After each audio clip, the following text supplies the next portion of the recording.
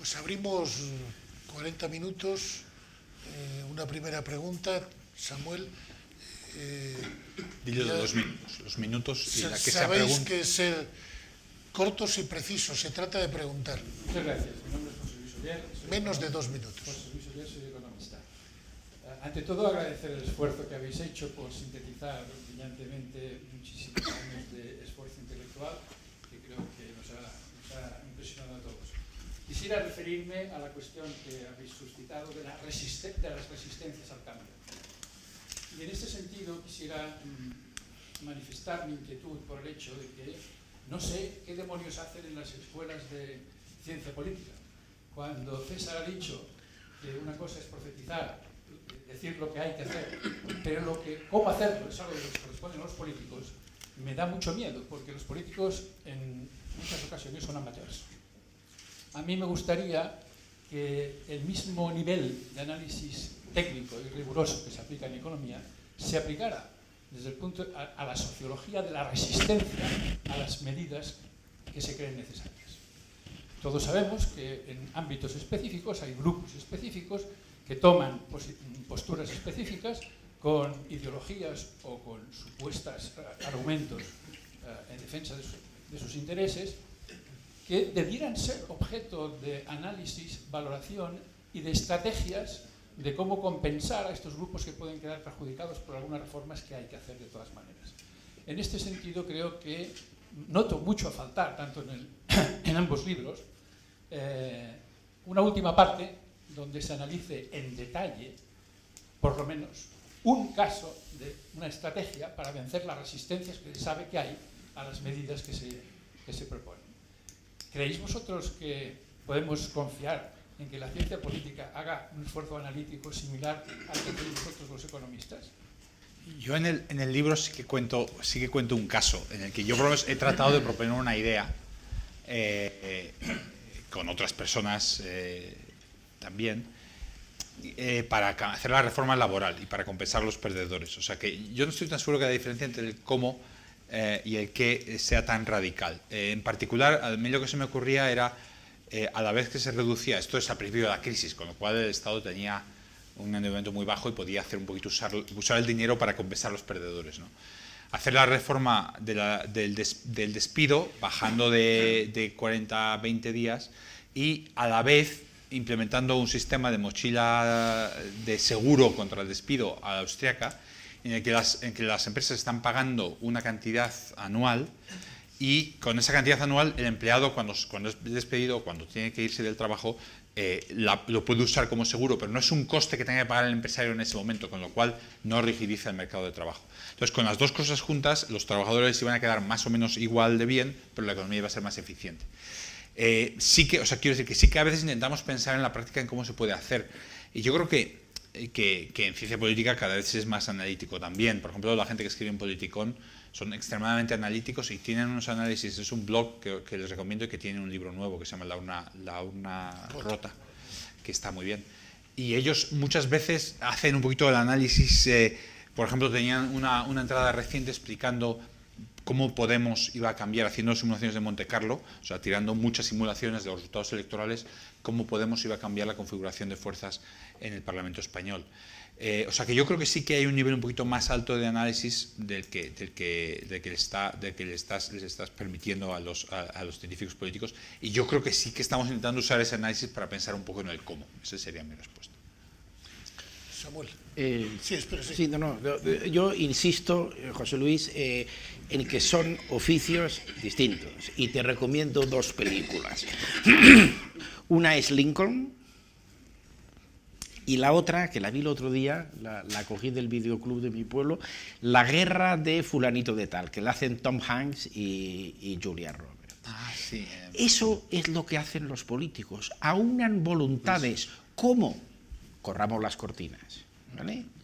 Sobornando, o sea, Lincoln soborna uno a uno a los miembros del Congreso de los Estados Unidos, uno a uno, con el fin de prolongar la guerra para que no haya, para evitar que queden aquí no ha habido vencedores ni vencidos. No, quiere vencer. Y para eso tiene que sobornar a cada uno de los miembros del Congreso. Es una película, creo que soy el único que la ha visto que le ha gustado. No, pero, a mí me ha gustado también. Sí que pero ha tenido, muy sí buena. que ha tenido Bueno, gracia. y la otra es de un señor que es Mr. un Wilson congresista mujeriego insustancial, que tiene un despacho que parece el desplegable del Playboy, de chicas y tal, y Julia Roberts, que se lo montan para llevar... Se lo montan. Él es un congresista de cuarta fila, pues para conseguir una ayuda militar a los mujahidines del Afganistán. Los talibanes. ¿Y cómo lo hacen? Pues lo hacen a su manera. Son oficios y no hay democracia, no hay democracia sin políticos, pero los políticos es otro oficio. Sí, pero yo creo... Y luego Pepe Borrell. Sí, yo como investigador lo que me dedico es a ver cómo funciona la inteligencia. Cómo funciona la inteligencia cuando hace muchas cosas, cuando funda empresas, cuando hace ciencia, cuando hace arte. Y desde hace mucho tiempo sí me interesa ver cómo funciona o cómo debería funcionar la inteligencia política, que era un tema que dentro de la filosofía ocupaba tradicionalmente muchísimas páginas porque la educación del político formaba parte esencial de los temas importantes. Y sí es cierto que no es tan fácil decir cuál es, porque César ha dicho una especie de político negociador, marrullero. No, el político tiene muchas cosas. El político tiene, por ejemplo, que tener una capacidad de síntesis muy complicada. Porque lo que nosotros estamos estudiando, que es cómo pasa lo mismo con la inteligencia financiera. Cómo hay una persona que descubre patrones en una información heterogénea cuando otros no descubren patrones. Y entonces lo que estamos intentando es ver si podemos afinar de cómo se puede fomentar el reconocimiento de patrones, que sea el reconocimiento de patrón político, el reconocimiento de patrón financiero. Desde muchas empresas lo están haciendo por un terreno que yo creo que sigue equivocado. Ahora están de moda los Big Data. Los Big Data lo único que quieren hacer es, vamos a ver si conseguimos un algoritmo que sea capaz de reconocer patrones en gigantescas cantidades de información no homogeneizada previamente. Hasta ahora la capacidad que tiene el cerebro humano va más allá, de manera que no sabemos cómo funciona, pero descubre cosas, y lo que hace que un político tenga ojo político, eso no es una mitología, eso es que tiene una capacidad especial para reconocer patrones donde otros no los reconocen, y ojalá pudiéramos investigar por ahí, y eso no se investiga en la ciencia política. Berkeley, cuando se murió, estaba investigando en esto y se quedó ahí. Y luego otra cosa es la toma de decisiones. Lo de la toma de decisiones políticas, por ejemplo, en Estados Unidos se ha estudiado cogiendo los rapports que se tenían de decisiones políticas. Hay uno que es absolutamente fascinante, que es cómo tomó el gobierno de Kennedy la decisión de atacar Bahía Cochinos. Como han publicado todas las actas, entonces se ha ido diciendo, ¿qué pasó aquí?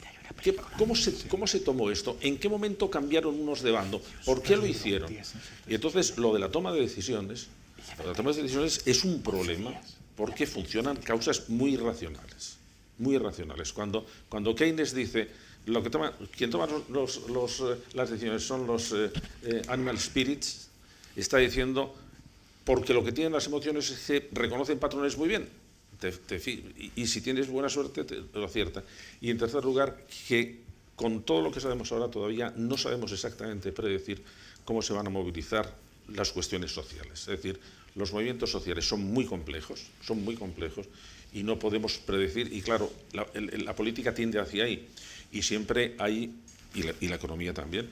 Cuando el ministro de Hacienda alemán se cabreó con los 20 premios Nobel de Economía y 200 especialistas, dijeron, mire ustedes no me están diciendo lo que hay que hacer, porque no lo saben y no se ponen de acuerdo.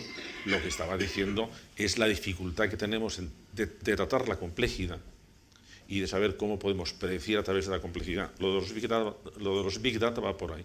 Es a ver si con los Big Data podemos predecir cosas, pero comprendo que es un caso muy especial. Samuel y luego Pepe Borrell. Sí, soy Samuel Ventolila, soy profesor de Economía y También hay tengo una película experiencia de lo de Kennedy, que la vi el otro día. Está muy bastante corta, bien. de 3 años. Tuve el privilegio de acompañar a Luis de 2009 a 2012. Luego tengo mucha admiración por él y por César, que sigue en la brecha. Yo simplemente escribiendo en el blog ya me vale. Pero porque hablamos con el presidente del gobierno, no sirvió para nada. Y otros partidos no, pero ellos aceptaron sí que nos reuniéramos con sus abogados. Y pues, lo hicimos, tampoco sirvió para nada. Entonces, yo veo que lo que puede, digamos, la vía de ir por arriba, ya he decidido que no funciona. Es mucho mejor que intente convencer a la gente. Entonces hay una cosa de la que me gustaría que intentarais convencer a la gente, algo que es profundamente impopular, que es insistir mucho en esta idea de que lo que hay que hacer es descentralizar y dejar que la gente resuelva los problemas. Nadie sabe, todo es muy complejo, efectivamente, nadie sabe cómo se resuelven. Dejar que la gente busque soluciones y pedir responsabilidad, ¿no? Yo tengo una experiencia de 27 años en un centro docente de excelencia. Los primeros 20 a 21 nos fue muy bien porque estábamos, digamos, en la sombra, no estábamos regulados, ¿no? Entonces, pues nos fue muy bien. Cuando, por necesidades del cambio legislativo, caímos bajo el paraguas de la regulación de la educación en España, pues ahora nos ha caído encima una tonelada de legislación, de documentación, de reglas que supone que quieren elevar la calidad, pero es la calidad con unos criterios absolutamente burocráticos, porque lo que hay detrás es la gente que piensa que desde arriba se puede todo regular y vamos a mejorar la calidad a base de diseñarnos procesos complicadísimos y listas interminables de competencias y vamos a demostrar con eso que vamos a poder cambiar y mejorar. Mentira, lo que hay que hacer es dejar que la gente haga las cosas y luego pedir responsabilidades. Esto es súper impopular, estaría bien que insistierais mucho en esto porque y Europa es en parte culpable también, por cierto. También. Yo, muchas gracias Samuel por las amables palabras. Yo, la verdad es que es el mensaje que más intento transmitir y también se puede transmitir lo voy a usar en un área en el que hay muy poco consenso al respecto en nuestro país, que es en el área autonómica. Realmente siempre estamos, y por ejemplo José Antonio lo ha dicho, y siempre se dice, no, proliferan las autonomías, hacen no sé qué, no sé cuál. Yo sinceramente creo que si ha habido una sola fuerza de progreso en nuestro sistema universitario, ha sido el hecho de que haya habido competencia entre las autonomías. Ha habido una autonomía que ha hecho cosas un poquito mejor, que ha sido la catalana. Hay varias universidades buenas, hay un par de centros de excelencia, hay un par de centros de investigación. Han hecho reglas en las que hay mucha más flexibilidad, mucho menos funcionariado. Bueno, pues básicamente han intentado empezar a hacer un sistema un poquito más centralizado. Claro, ¿qué pasa desde el centro, ¿no? Incluso los partidos en España que se supone que son regeneracionistas, esto lo ven fatal, ¿no? Tiene que haber un currículo común, estos están tirando al monte, no sé qué, y cada vez que hay un paso en una dirección tal, no, vamos a regular, ¿no? Yo creo que esa descentralización y vamos a dejar que crezcan 1000 flores que decía Deng Xiaoping, ¿no? No era Mao, era Deng Xiaoping. No, Era Mao. Que esto es que tú eres joven y no te acuerdas, era Mao. Bueno, Deng Xiaoping lo usó para liberalizar. Vale. Lo que pasa es que era mentira cuando lo decía. Bueno, claro. Luego vamos a dejar que las autonomías hagan su cosa. La autonomía que lo haga fatal se estará dando cuenta que sus estudiantes empezarán a ir al otro sitio, que las otras universidades sean mejores y querrá hacer cosas parecidas. Porque aquí se hizo el IMDEA, que es una cosa que se empezó, que era un centro de investigación que se cerró, porque al final no funcionó, porque las cosas tal, porque en Cataluña había el ICREA. Y, o sea, cuando haya centros de extensión en un sitio, se intentará hacer en el otro. Es decir, esa descentralización, que estoy absolutamente convencido, comparto completamente la visión de Samuel, que hay sitios buenos y hay sitios malos, pero es que con las reglas intentas subir al malo y decir, no, es que no se puede hacer uno catedrático si no pasa 17 y tal. Entonces tenemos una footnote, una nota a pie de página en el informe de reforma de las universidades, en la comisión que les comentaba antes, en la que calculamos los puntos de Einstein, ¿no? Einstein no podría ser acreditado en una universidad española, ¿no? Porque no tenía docencia, porque bueno, todos los papeles de 1905 él estaba en la oficina de patentes y tal, y por mucho que fueran todos suficientes para el premio Nobel, pues no eran suficientes para ser catedrático aquí, ¿no? Porque hay que haber, eso sí, si hubiera hecho 7 cursillos de 3 días de docencia dados en la universidad de no sé qué, por una mafia de amiguetes que cobran de no sé qué, no sé cuál, pues ahí sí, entonces ya sí, Einstein sí podría ser catedrático, ¿no? Entonces, ¿de qué se trata? De olvidarse de todo eso. el que sea espabilado, la universidad de qué tal, que le haga catedrático a Einstein y que les vaya bien y que consigan fondos europeos, que sean visibles, que la gente, los estudiantes quieran ir ahí, los investigadores quieran ir ahí. Y que la universidad que no lo haga, que se mueran de asco. Que se mueran de asco y que haya que cerrarla mañana, pasado. Es que si no pasa nada por cerrar. Las cosas que son malas hay que cerrarlas. O sea, la única idea, digamos, clave en economía es la destrucción creativa. Es como avanzamos. No es la competencia perfecta entre cosas homogéneas, maravillosas, todas iguales. Es el hecho de que avanzamos a base de que viene lo nuevo. Y oye, pues era muy bonito lo de tejer a mano. Pero bueno, ahora vienen las máquinas de tejer y los que tejían a mano se tienen que buscar otra cosa. Y las universidades que no sepan adaptarse a la tecnología y a lo que viene, pues tienen que cerrar. Pero para eso necesitamos descentralizar, necesitamos dar que la financiación siga a los éxitos en docencia e investigación, y creo que es la única forma de salir de este lío. Vamos. Ojalá nuestro informe del Comité de Reforma de las Universidades hubiera tenido una línea, que es dejen experimentar y olvídense de tanto regular. Pepe. Muchas gracias. Gracias sobre todo por la importancia que se ha dado al tema de la educación. Yo estoy uno de los convencidos de que este país tiene un problema estructural con su sistema educativo y que si no resolvemos eso no vamos a conseguir superar muchos de nuestros problemas. Tardaremos tiempo, no hay soluciones mágicas, pero desde luego hay que empezar por aquí, porque aquí tenemos un problema de muchísimo calado. Aunque no estoy seguro de que las soluciones pasan por algunas de las que nos ha dicho el profesor Garicaño, ¿no? No estoy muy seguro de que en este país podamos decir a los directores de los centros escolares que tienen libertad para contratar y despedir a los profesores que les parezcan oportunos.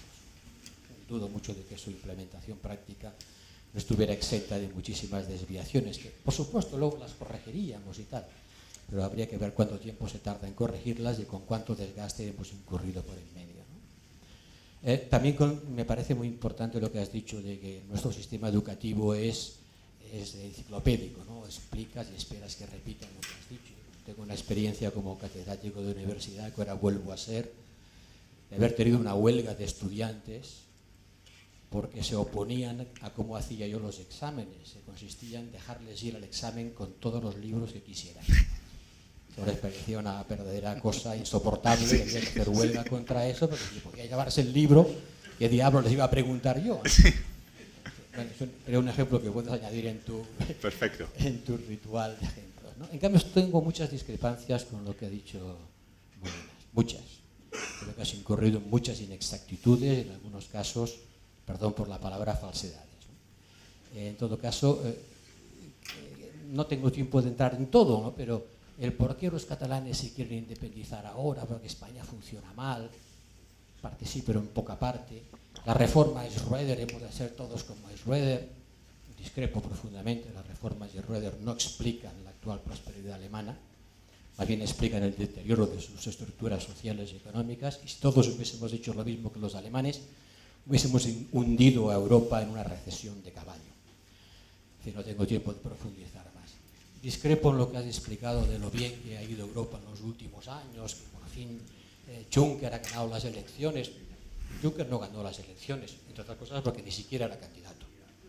No se puede ganar unas elecciones a las que uno no se presenta, son cosas mucho más. Nunca tampoco ha dicho el presidente del Banco Central Europeo que iba a comprar toda la deuda pública que hiciera falta. ¿Cuándo ha dicho eso?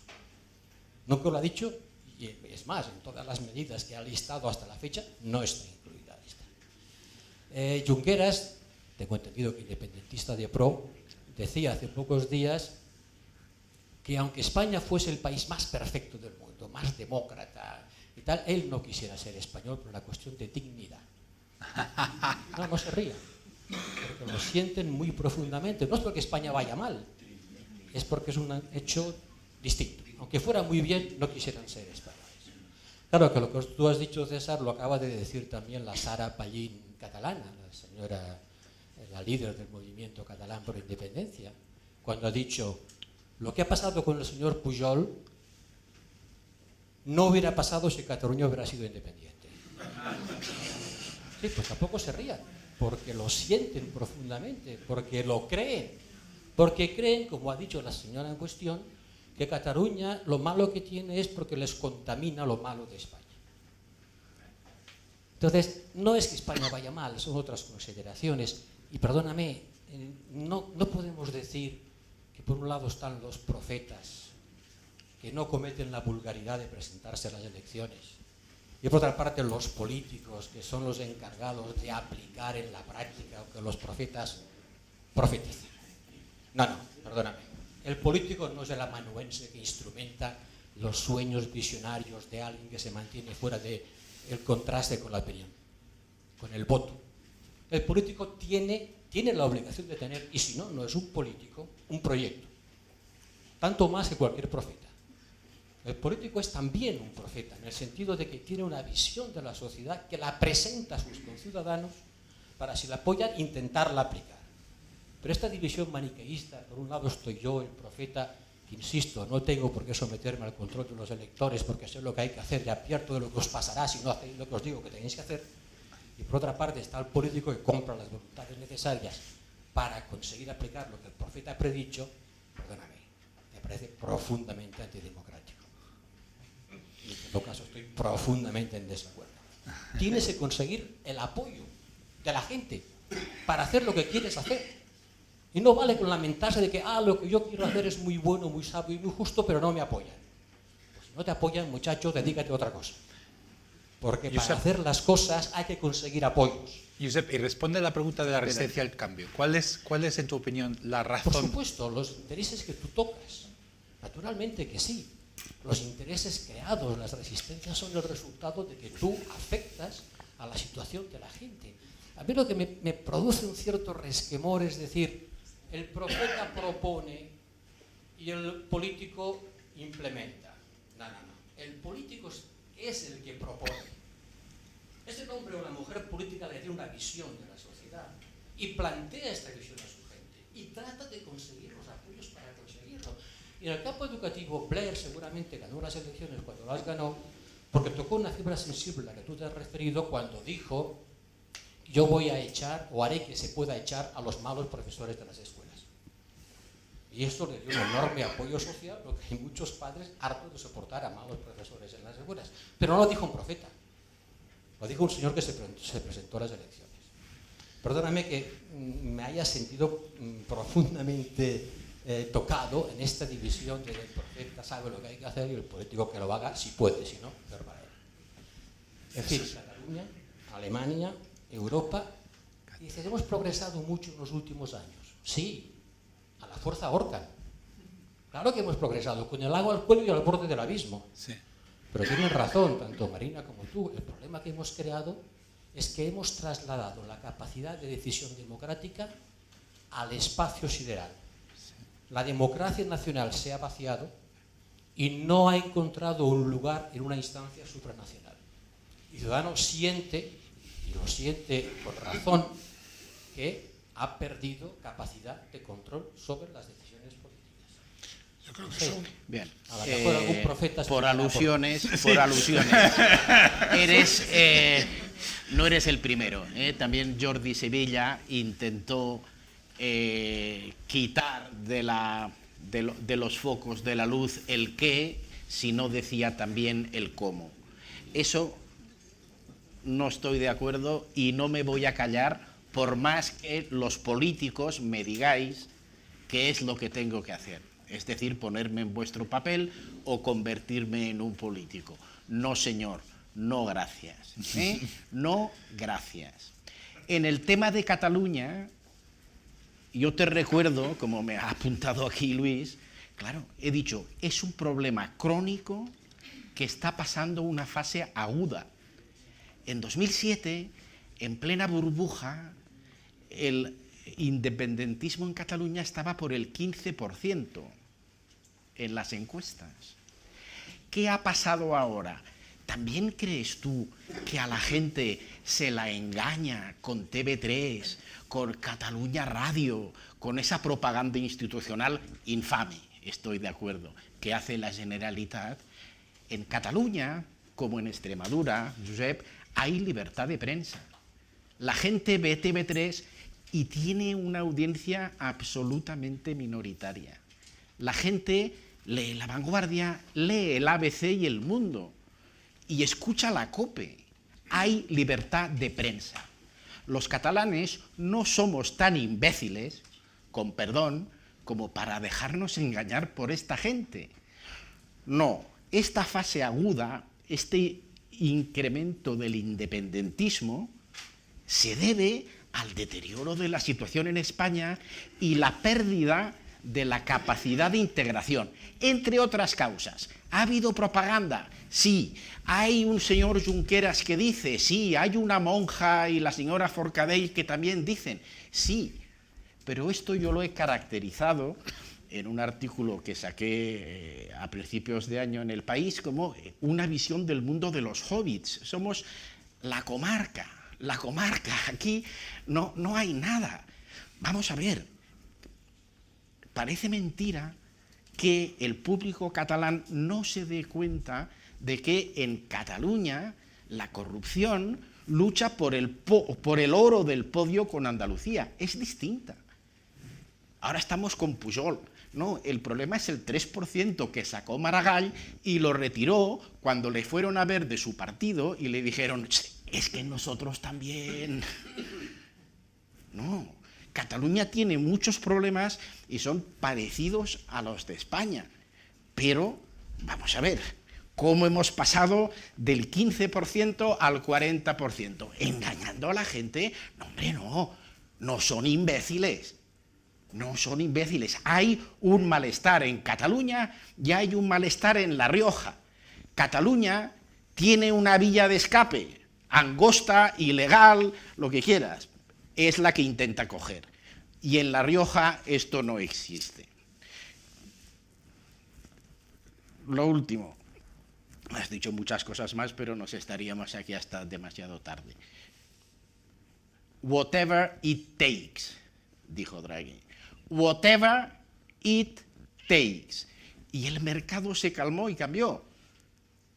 En la última reunión enumeró una serie de bonos que estaba dispuestos a comprar. No estaban los públicos. El mercado está especulando que insinúe esto el jueves. Whatever it takes. Si hace falta, comprará a los públicos. ¿O es que también nos está engañando, como Junqueras? Yo ahí solo por entrar en un tema muy concreto, yo sí que creo que la promesa que hizo en Londres en julio de hace 2 años era la promesa de que el Banco Central Europeo iba a ser el prestamista de último recurso de los estados. El problema de Europa era que nos faltaba a los estados que nos habíamos metido en el euro el tener un banco central que nos apoyara por detrás. Y eso era lo que nos estaba haciendo que hubiera unos ataques especulativos tan fuertes. Y yo sí que creo que el mercado entendió su promesa, como César la entiende, yo también creo que lo entendió el mercado como voy a ser el prestamista de último recurso de Italia y España si hace falta. Y eso realmente es lo que ha leído la gente, que efectivamente, si llega el momento de tener que hacerlo, veremos si es capaz. Estoy de acuerdo en que, pero yo creo que sí que fue lo que, pero vamos, es una cuestión puntual, vamos. Sí, tenemos ahí 2 turnos. Muchas gracias. Yo creo que es muy interesante esta visión. No sé si... Identificaros. Lorenzo Zavala. La visión regeneracionista y esta capacidad de soltar ideas, ¿no? Soltar ideas no suena muy bien. Innovadoras, cambiantes, pero gracias, distintas, ¿no? Se puede utilizar un pensamiento de Deng Xiaoping que fue el del gato. ¿Qué importa el color del gato si caza ratón? Eso le trastornó a Felipe González una temporada,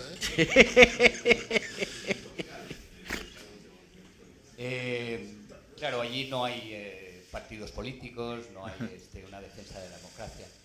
A mí me parece interesante que César Molinas a lo mejor nos contara un poco más lo que entendía esa reforma fundamental de los partidos políticos, ¿no?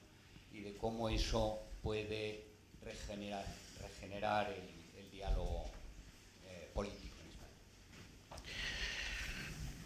Muy brevemente, está en el documento que hicimos el año pasado, que por cierto nos han cerrado la web, o sea que, pero vamos, el que quiera, por falta de pago.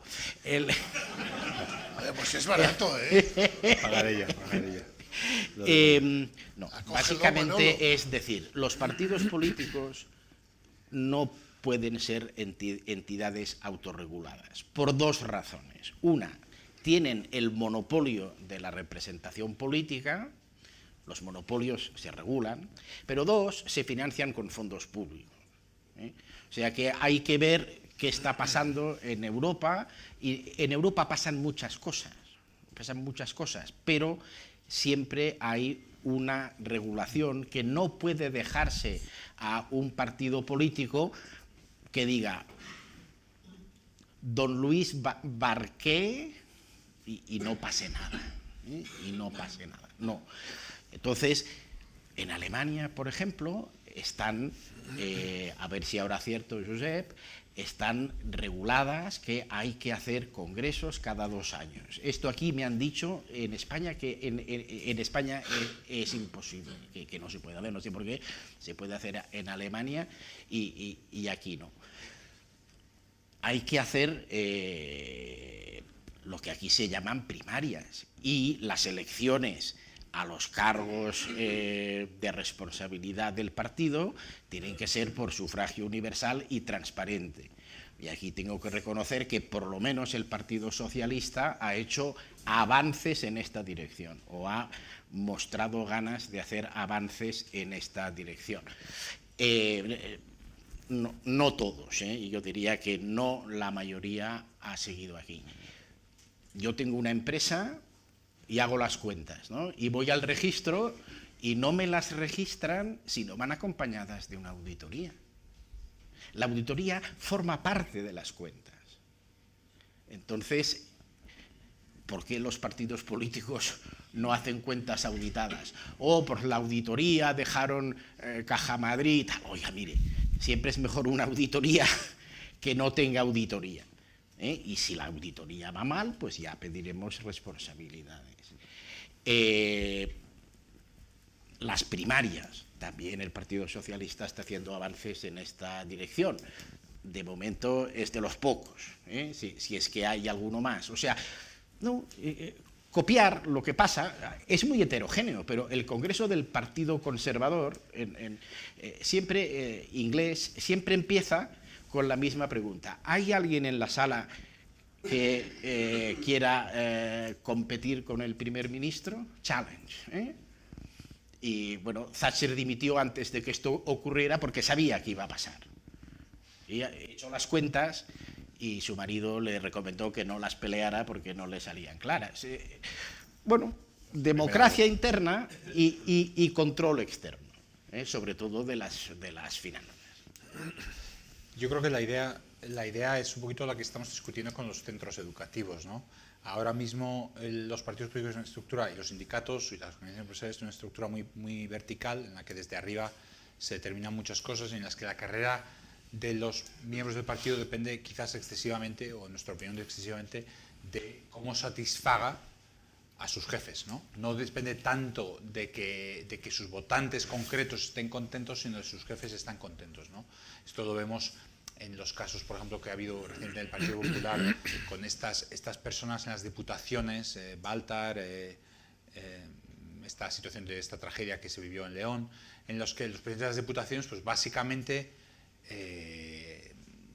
deciden el futuro universal de concejales, obras en pueblos, carreras de jóvenes, y básicamente sin haberse prácticamente elegidos a nada, ¿no? Pues son el concejal que ha salido del 7º en la lista, pero que bueno, que saben cómo organizarse para que les elijan y para... Entonces, hay una sensación de que bueno, que hay el poder político viene de arriba, ¿no? Viene de arriba y se reparte de esta manera un poco, pues bueno, el que se mueva no sale de la foto, que se decía en un gobierno anterior, ¿no? Es un poquito... Uno tiene la sensación de que en un sistema más abierto uno tiene la esperanza, y hay un poquito de evidencia empírica que podríamos discutir si les interesa, pero que un sistema más abierto, en el que se pagara mejor a los políticos, en el que la política fuera una carrera con más digamos, más prestigio social también por ese lado, y en el que hubiera mucha más libre entrada y salida, pues sería un sistema que respondería, en el que realmente las cosas que están pasando ahora, por ejemplo, no podrían pasar. Es decir, los votantes dirían, oye, este señor tiene que dimitir, los mismos cargos del partido, ¿no? Yo creo que hay cosas, los SMS famosos que se publicaron en El Mundo del señor presidente del gobierno a su ex tesorero, yo, sinceramente, en 2 países en los que he vivido serían un motivo de dimisión inmediata. Yo creo, sinceramente, que no habría, vamos, a mí no me cabría la menor duda de que eso sería así, ¿no? Y aquí realmente no es que no haya sido un escándalo, es que básicamente ha desaparecido, vamos, completamente del radar de todo, ¿no? Y yo creo que nuestra impresión y nuestra visión del análisis aquí, que no es un análisis tan, a lo mejor, estrictamente económico como el que se puede hacer en otras áreas, es que en gran parte tiene que ver con este sistema clientelar muy vertical, muy jerarquizado, con muy poca entrada, en el que se entra a los 17 años, se hace carrera hasta el final y se progresa a base de estar calladito y votar lo que te dicen desde arriba, desde la Diputación o desde donde sea, ¿no? Ese es un poquito el... Nos quedan 5 minutos. Soy Joan Llorac y soy empresario. Joan, ¿Cuál es el balance? sí. Joan Llorac. John Llorac. ¿Cuál es el balance de los primeros 10 años de educación bilingüe en la Comunidad de Madrid? Son malos porque el sistema de implantarlo ha sido muy malo, como podía ser malo el de Mallorca.